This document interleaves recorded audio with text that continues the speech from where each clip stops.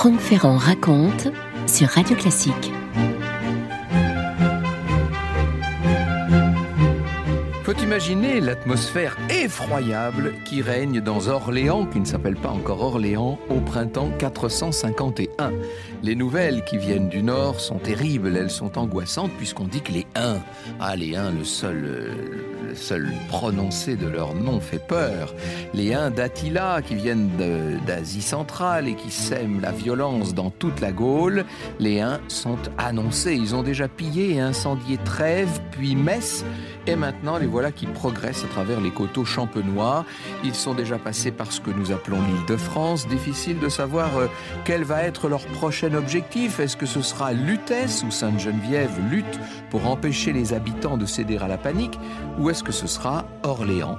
Orléans, cité stratégique, passage sur la Loire et donc porte vers le sud de la Gaule.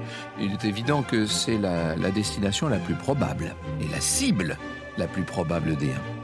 À cette période, l'Empire romain d'Occident est vraiment, d'accident, le terme est choisi parce que l'Empire va mal, voire très mal. On est quelques décennies seulement avant la chute pure et simple de cet Empire romain d'Occident. La Gaule, pour une bonne part, est tenue par des tribus germaniques qui sont plus ou moins solidement fédérées à Rome, et tout l'Orléanais est dominé par le chef des Alains, qui s'appelle Sangiban, et qui semble être prêt à un accommodement avec Attila. Selon certaines sources, le vieil évêque d'Orléans, Aignan, le fameux Saint-Aignan, n'est pas du tout de cet avis.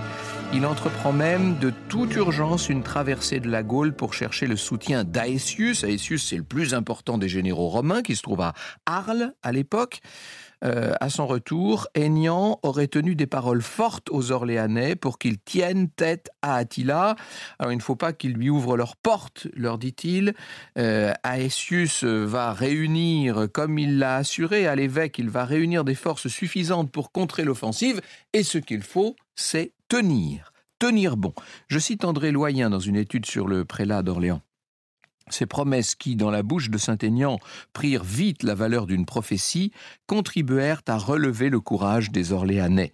L'évêque fit prendre par ses ouailles toutes mesures utiles pour soutenir un siège de plusieurs semaines. À la fin du mois de mai, ce qui était redouté va arriver. Du haut des remparts d'Orléans, les sentinelles voient Attila approcher. Les Huns qui mènent divers groupes de Germains avec eux sont nombreux, ils sont très nombreux, et vite, ils se mettent en action. Leur solide bélier s'écrase contre les défenses de la cité. Des coups de boutoir terribles, c'est une épreuve de force incroyable qui commence, et les jours défilent, et il devient clair qu'Orléans va chuter. Franck Ferrand sur Radio Classique. Et Orléans va bel et bien céder. Les troupes d'Attila commencent à investir la cité, tellement riche. C'est une catastrophe, c'est un pillage terrible. Bonne surprise, ce pillage a lieu avec moins de brutalité gratuite que ce qu'on aurait pu imaginer ou redouter. La chronologie des événements, l'exactitude des faits est difficile à établir, mais il semble que peu de temps après la chute d'Orléans, le 14 juin au petit matin, les armées de secours tant attendues aient soudain fait irruption autour de la cité ligérienne. Un peu tard, c'est comme la cavalerie, ça arrive trop tard. Qu'est-ce que vous voulez? Il y a là les contingents d'Aetius, une solide troupe franque, mais aussi les Visigoths du roi Théodoric. C'est un déploiement impressionnant qui arrive pour contrer les Huns. Et on peut dire que d'un seul coup, la peur change de camp. Je cite Michel Rouche, grand spécialiste du haut Moyen-Âge. Surpris, les Huns évacuèrent la ville en catastrophe. Certains se noyèrent même dans la Loire qui sortait de son lit. Attila préféra battre en retraite et abandonner le butin.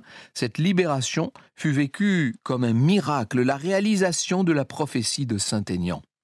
Attila repart donc à toute vitesse vers le nord-est, qui lui est plus familier.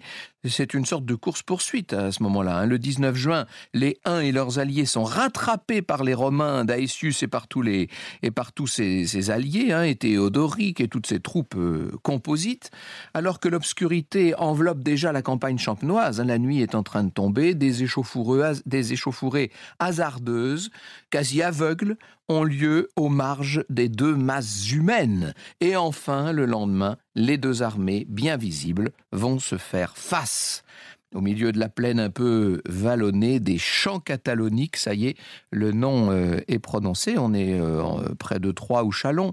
Ces champs cataloniques qu'on a du mal à situer sur une carte, évidemment. Des chiffres variables sont avancés, mais il y a tout au plus 25 à 40 000 combattants dans chaque camp, ce qui, pour le 5e siècle, n'en est pas moins énorme. Pour Attila, pour Aëtius, cette confrontation inéluctable présente une dimension quasiment fratricide parce que ce qu'il faut vous dire, c'est que les deux hommes se connaissent très bien. Loin de l'idée qu'on se fait souvent d'un Attila barbare, même carrément bestial, vous savez, étranger au monde civilisé qu'il est en train d'attaquer, en vérité, le chef des Huns a une perception très précise de l'Empire romain, il connaît ça par cœur, Aëtius, lui aussi, sait parfaitement qui est son adversaire. Je cite Jean Favier à ce propos. Fils de noble famille, Aëtius a passé une partie de sa jeunesse comme otage de haut rang à la cour de Rougila, qui était donc l'oncle d'Attila. Et Attila a été son compagnon. Mieux que quiconque, Aëtius sait ce que vaut l'empire unique. Avec un H. L'un des combats les plus terribles de l'Antiquité va pouvoir commencer entre deux ennemis féroces et qui se connaissent bien.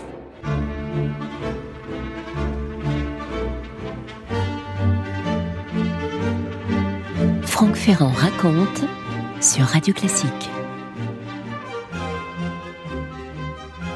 Alors il faut vous figurer un peu Attila, juste avant la bataille des champs cataloniques, le chef des Huns, ce chef nomade qui est largement quinquagénaire à l'époque, est un homme d'une autorité extraordinaire, d'une intelligence qui ne l'est pas moins, avec beaucoup d'expérience.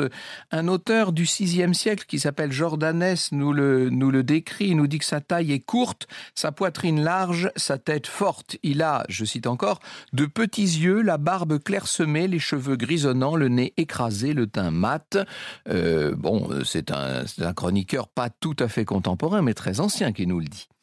Il tient sa place au cœur de son armée avec les plus braves d'entre les siens, nous dit la chronique. Et voilà que les troupes, ça y est, sont déjà en train de s'élancer. C'est un combat qui commence, qui va être interminable. Les chevaux fendent la plaine. Imaginez les flèches qui percent les peaux, les armes qui s'écrasent sur les torses et cisaillent les membres. Jordanès écrira que, selon certains témoignages, je cite, « Un petit ruisseau de cette plaine s'enfla tellement, non d'eau de pluie, mais par le sang des mourants, qu'il se mua en torrent impétueux qui roulait du sang. » Les troupes d'Attila sont vite débordées par Aëtius et ses propres troupes, toutes composites qu'elles puissent être. Quand même, on peut dire que le roi des Visigoths va jouer un rôle terrible dans cette affaire puisqu'il meurt en pleine bataille théodorique. Ce qui fait que la chance pourrait bien changer de camp. Voilà qui pourrait semer le trouble parmi les assaillants des Huns. Les Visigoths n'en restent pas moins mobilisés. Ils vont faire payer au contraire la perte tragique de leur chef à Attila. Le chef des Huns est bientôt bousculé directement et après des heures d'un combat acharné, c'est bien une défaite qui est en train pour lui de se dessiner. Il doit bientôt se replier. Il est condamné à faire ce qu'il aime le moins faire, c'est-à-dire se mettre en posture défensive. Le mythe de l'invincibilité des Huns était maintenant brisé, nous dit Michel Rouche. Attila avait perdu une bataille en champ ouvert. Il était battu, mais non détruit. L'attitude d'Aëtius étonne là, ici, parce qu'il pourrait écraser son ennemi, bien sûr. Attila est très vulnérable à ce moment-là, bien non. Il le laisse partir avec des forces encore importantes, à tel point qu'Attila peut se payer le luxe d'aller enlever l'évêque de Troyes, Saint-Loup, pour s'en servir de caution le temps de quitter la Gaule. Alors, évidemment, on s'est beaucoup posé de questions sur cette magnanimité du général romain d'Aëtius. Pourquoi est-ce qu'il n'a pas écrasé Attila quand il le pouvait ? On s'est demandé si ce n'était pas tout simplement une fleur qu'il faisait à son ancien ami. L'idée n'est pas sans séduction, mais elle est probablement trop romanesque. Voilà ce que nous dit plutôt le grand Jean Favier. Il a, lui, une théorie plus cynique. Aëtius sait que le plus grand péril qui menace l'Occident est à l'intérieur, c'est la désagrégation, c'est la rivalité des peuples à peine établis, c'est l'effondrement de l'unité romaine. Ce qui maintient les peuples fédérés dans une certaine unité, c'est la peur du un. Mieux vaut laisser un Asiatique de plus au-delà du Rhin et maintenir les fédérés dans un état d'alerte qui garantisse la paix intérieure et la défense extérieure. Vous voyez l'intelligence extrême du grand Romain. Aetius se dit qu'il vaut mieux ménager les Huns si l'on veut qu'ils continuent de faire peur à tous ces peuples qui menaceraient sinon de quitter l'alliance romaine. Quoi qu'il en soit, Attila vient de subir un échec très lourd. La question de l'avenir, bien sûr, se pose pour lui. Il a un avantage, c'est que c'est un nomade. Il n'est pas attaché, cramponné à un territoire fixe. C'est un homme archi-pragmatique. Si l'empire de Constantinople à l'est paraît pour l'instant trop bien tenu, si la Gaule l'a échaudé, vous l'aurez compris, eh bien, il lui reste une troisième voie. Il se dit qu'il pourrait peut-être aller combattre dans la péninsule italique. Et d'ailleurs, il a un compte à régler avec l'empereur Valentinien III. Il n'y a pas si longtemps, la sœur du maître de Rome a médité un mariage avec lui et le chef Hun s'est montré très intéressé. Il espérait obtenir par cette alliance la moitié du territoire romain d'Occident. Seulement Valentinien s'est opposé finalement au projet et il a refusé d'avoir Attila comme beau-frère. En 452, cette histoire n'est pas forcément l'essentiel pour lui. Attila entend sans doute simplement profiter de la fragilité romaine pour retrouver une dynamique victorieuse, pour étancher sa soif de domination aussi. Et puis, disons-le, pour s'enrichir, parce qu'il a besoin lui aussi de solidifier son emprise sur ses propres troupes. Celles-ci sont entrées déjà au nord-est de l'Italie. On est là en juin 452, campagne éclair qui doit mener les Huns jusqu'à Rome. On a l'impression que Rome est là, presque à portée de main. Que la campagne soit une campagne éclair ou pas, il y a quand même une place forte qui va barrer la route aux Huns. C'est Aquilée qui se trouve à un peu moins de 50 km de l'actuelle Trieste, une ville citée alléchante parce que prospère, elle aussi solidement défendue bien sûr. On entreprend un siège éprouvant, décourageant, les semaines passent. Attila ne semble pas trouver la clé pour faire plier Aquilée. Toutefois, il ne lâche pas prise et ça paie puisque après un été ou presque un été de harcèlement, la ville finit par chuter. Les habitants qui déjà avaient été affectés par le siège vont payer leur résistance au prix fort. Certains d'entre eux sont même envoyés manu militari au cœur des territoires des Huns. Ça, c'est un exil atroce. Après ça, tandis qu'Aetius est mobilisé plus au sud pour se préparer à défendre Rome, eh bien Attila se dit qu'il y a maintenant la vallée du Pô qui lui tend les bras, si je puis dire, et le voilà qui commence déjà à se remettre en mouvement. Et la question se pose, est-ce qu'il va y avoir un nouvel affrontement entre les Huns d'Attila et les troupes que le général Aetius va pouvoir réunir contre lui? Est-ce qu'on va assister à la réédition des chants cataloniques?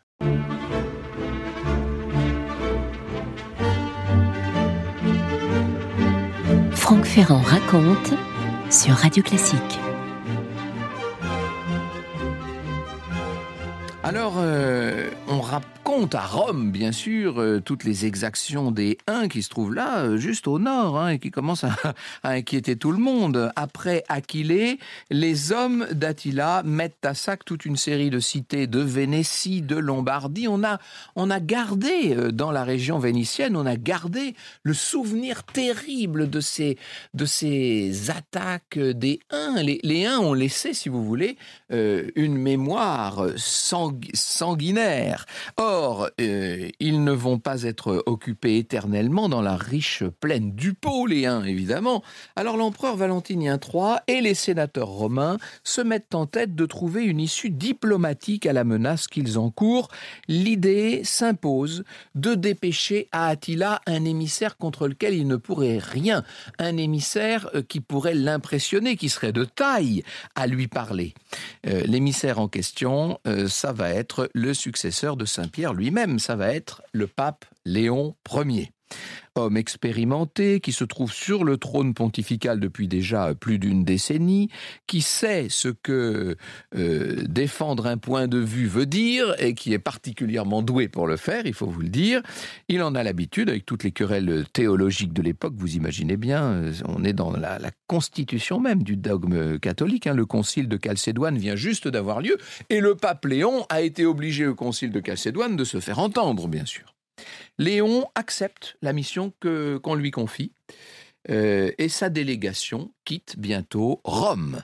Elle va traverser le Latium, elle va entrer en Toscane, traverser la Toscane, puis l'actuelle Émilie-Romagne pour atteindre le lieu de l'entrevue avec Attila. On est tout près d'une rivière, on est au nord du Pô.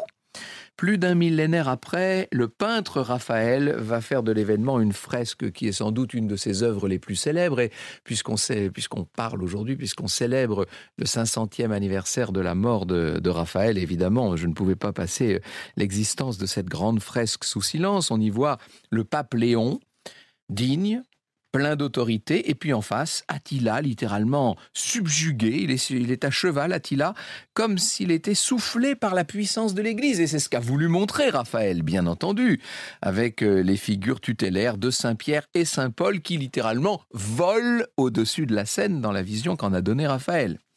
Raphaël n'a pas fait œuvre d'historien, puisque en fait, la véritable scène est assez floue. Elle va aboutir néanmoins, cette confrontation entre Attila et le pape. Et dans le film avec Anthony Quinn, on voit Attila tout en noir et le pape tout en blanc. Bien sûr que c'est très spectaculaire tout ça. Ça va aboutir à un compromis qui peut surprendre, puisqu'Attila, qui se montre d'un seul coup beaucoup moins terrible, va accepter assez sagement de ne rien tenter contre Rome. La thèse du prodige ecclésial qu'appuiera l'œuvre de Raphaël est douteuse. L'aura de Léon, la pompe pontificale, certes, ont pu jouer un rôle, ne serait-ce que parce qu'Attila a pu être honoré qu'on lui envoie directement le pape. Mais il semble en fait, comme l'écrit Michel Rouche, que le chef des Huns ait eu un intérêt évident à négocier dans cette affaire. Il ne pouvait pas aller très loin. Les troupes étaient éprouvées, elles étaient mal ravitaillées, elles étaient à la merci d'épidémies, tandis qu'en parallèle, l'Empire byzantin avait lancé des attaques opportunes contre un certain nombre d'intérêts huns. Bref, Attila et ses troupes ne sont pas fâchés d'une certaine manière qu'on leur montre la porte de sortie. Ils vont pouvoir se retirer d'Italie en gardant la tête haute et en s'étant clairement enrichis, parce qu'il y a une négociation dans cette affaire, bien sûr. Le chef nourrit déjà de nouvelles ambitions. Franck Ferrand sur Radio Classique. Attila paraît profiter de la saison froide pour mettre sur pied sa campagne suivante. Cette fois, il semble vouloir abattre ses foudres sur l'Empire d'Orient. Il est vraisemblable que cela soit dans le but qu'il décide de contracter une nouvelle union matrimoniale qui serait tout à fait payante sur l'échiquier diplomatique. Les célébrations ne vont pas se passer comme prévu. Citons une dernière fois Michel Rouche. La fête des épousailles fut marquée par un somptueux banquet au cours duquel, contrairement à sa sobriété habituelle, Attila s'enivra à l'excès et s'endormit, je cite, abruti par le vin et le sommeil. C'est ce que nous dit un chroniqueur. Un saignement de nez le prit et il s'étouffa.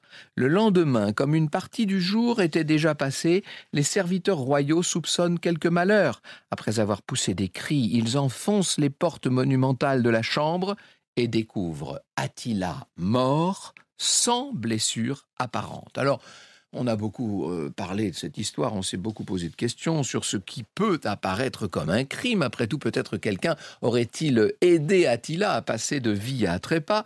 Il semble en fait que cet homme redouté à travers des régions entières et qui tant de fois avait trompé la mort sur les champs de bataille, que cet homme est bien disparu de la manière la plus bête qui soit, si je puis dire, sans panache ni violence, victime d'un saignement de nez, noyé par son propre sang, celui qui avait tant fait couler le sang des autres.